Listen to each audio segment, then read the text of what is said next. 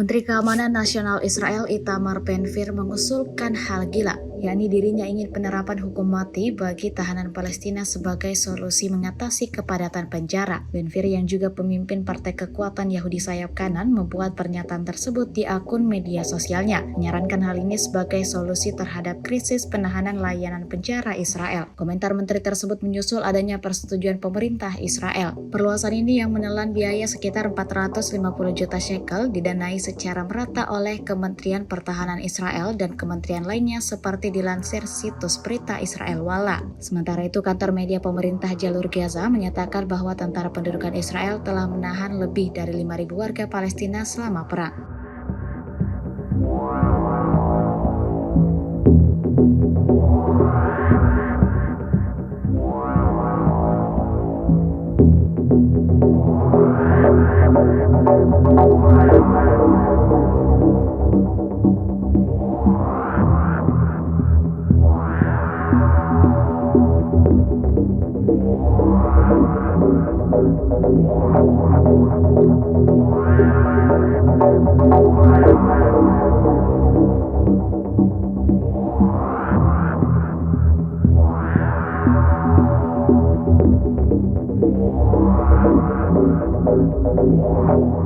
Download Tribun X sekarang, menghadirkan lokal menjadi Indonesia.